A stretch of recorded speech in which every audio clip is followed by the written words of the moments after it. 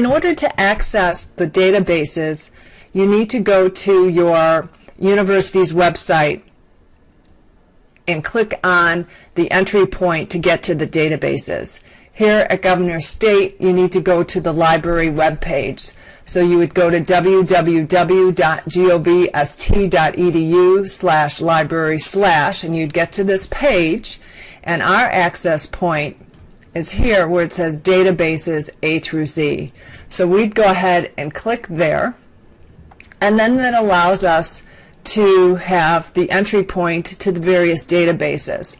Now the first database we're going to look at is ProQuest. So to access ProQuest, we would go under the P and click on ProQuest. Now here it's making sure that we are a member of the GSU community. Most universities will not allow you onto their databases unless you have credentials to get on.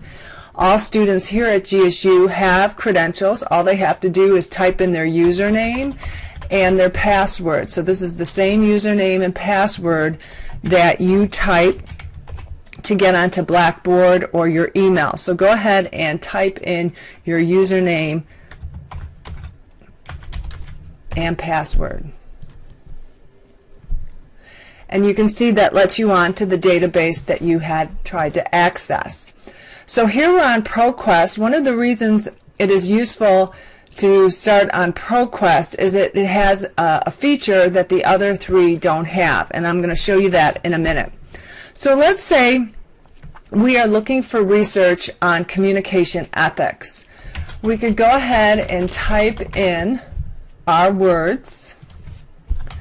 So here we have communication ethics, and I've been told by our GSU librarian that it's best to, I guess the searches are more effective if you use one word in each box.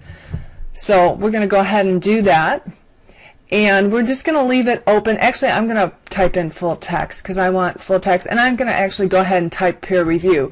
Now I've also been told by our GSU librarian that sometimes he does not limit the search at the beginning. He creates a wide search and then he limits it as he goes through. But for now I'm going to limit it to full text and peer review. And go ahead and click search to see what comes up. So we can see the various items that I have shown here. And so here's where now you could further limit it. So let's say I just wanted to limit it to scholarly journals. I could click on this link over to the left and click that on, and that will continue to filter my search. So if I don't want magazines, magazines are typically secondary sources. I want primary sources, so we're going to focus mostly on scholarly journals, and you can see that has narrowed my search even more. And then I could go ahead, so here we have implementing ethics in business organizations. I could click on the full text, and it gives me the text.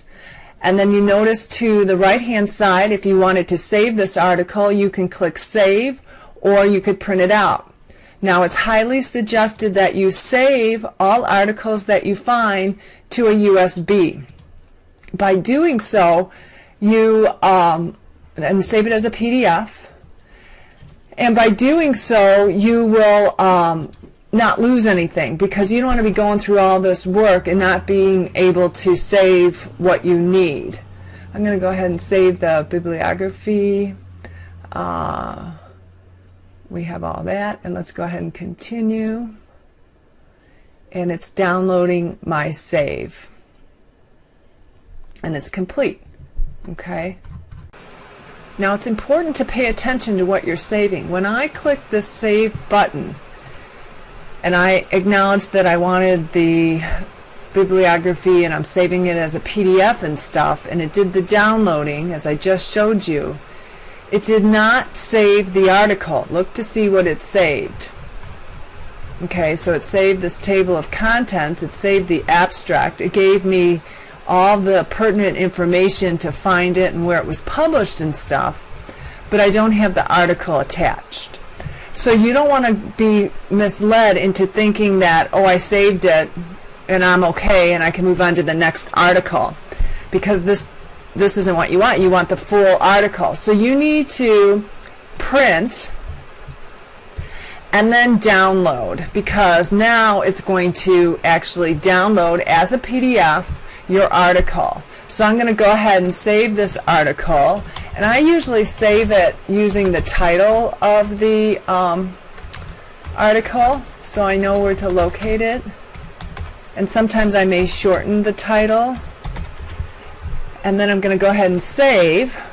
So now, and usually when it pops open to big, you could be pretty confident that it's saved, but if you want to double check, make sure you go under your USB and check to make sure it's saved, which it did. So you want to do that for all the articles that you wish to keep within your collection that will sit on your USB. So that is doing a general search in ProQuest. Now, if we go back to the main search where we were going through communication ethics, here, if we view all results, what is unique about ProQuest is that it'll give you other keywords that people use to do their searches. And this is very useful because if you're not pulling up articles that are meeting your topic needs, let's say it's actually bringing in other subject matter that isn't really what you want to do your research study on, this little box here, which again is under the View All screen, it's looking at related searches, and under View All, it gives you the keywords that other people have searched on. So you might want to use one of these terms instead of the terms you actually did the original search on. So that's why it's recommended to go into ProQuest first to do your searches. Now we're going to move on to our second database. And our second database is EBSCO. So going back to our database file, we're going to go under E and find EBSCO. And I like to click on all the data, all the sub databases that they offer, because I never know where certain articles might be. There might be useful articles that sit outside of journals within your field. Now, your professor may encourage some other method of searching. Maybe he or she wants a specific sub-database under EBSCO. But for my search and for this demonstration, I'm going to do all of them. So again, under EBSCO, let's try and do communication ethics. And remember, we're going to follow the GSU librarian's suggestion and just do one word in each box. And this time I'm going to leave the specific, well, maybe again, I'm going to click on full text here in Scholarly to narrow it down. You may choose not to narrow it down at the get-go and narrow it down further, but again, if your professor has asked you to do primary sources and scholarly work, particularly those that have been peer-reviewed, then you want to make sure you start narrowing it down. No reason really to bring in secondary sources that you're not going to use, because it's a lot of, you can see here I pulled up 21,000 articles to begin with, so you don't really need more. Now notice here too on the side, it's going from 1900 to 2016, and we don't want that. That's a little bit too far back. So we're going to go to 2001 for this search, and let's see how it narrows. So now we're down to about 17,000 articles. So again, you can see that just like in the other database, it brings up different aspects of your article. You have the actual title. You can download it as the full PDF file. So let's go ahead and click that on. And again, it brings up the full text. And just like in the other database, you want to go ahead and, if you're going to save this article, I did the download button, I'm going to print it out and I'm saving it to my USB. And again, I typically give it the name which goes with the main title. I'm going to stop there and save it. And it came up, so I'm pretty confident it's saved, but I'm just going to check for demonstration purposes. And there's the article. So again, same concept, same process. You want to make sure, see, unlike ProQuest, they don't give you keywords that other people have used. So hopefully you had copied those keywords when you did your ProQuest search, and now you could enter them into the EBSCO database. But the clearer you are in terms of your terminology here, the more effective your search will be.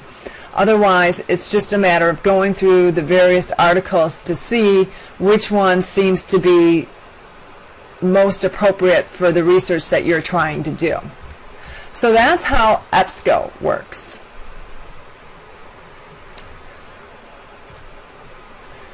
The last database search that we're going to do is ScienceDirect. So we'll go back to the main site, and we're going to click on the S, and we're going to pull up ScienceDirect. Here again, it's asking for keywords. This time we're going to type in communication ethics. Now notice this will pull up, same with the other databases, but this one's a little more specific in the sense of that you could get journal articles, book chapters, or open access content.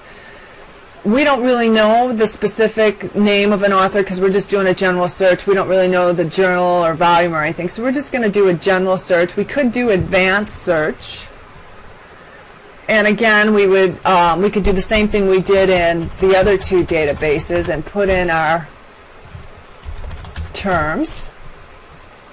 Let's say this time we want to refine our search just to open access, just to see what that brings up. And here we're going to just limit it to, let me see what we got here as choices. Let's say we wanted to limit it to the arts and humanities, and we're going to limit it to articles. And 2006 to present seems pretty reasonable, and so we're going to go ahead and do a search. Notice that I just saw in the past, it also gave you articles in press, which that means that it hasn't been published yet, but that it's about to be published or in the works to be published. So that would be useful to click that on to get that as a potential research study.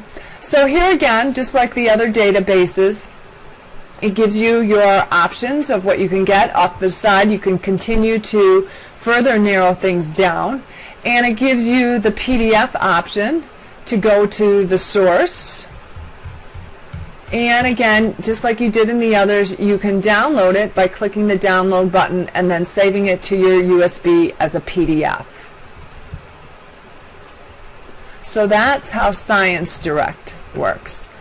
And let me just go to show you one more time. If we go back to this page, these articles in press, that is a nice feature to click on, like I said, because that means that these articles have been agreed to be published by the publisher, but it's in the production process, so they haven't come out yet. So that is wise to click on that.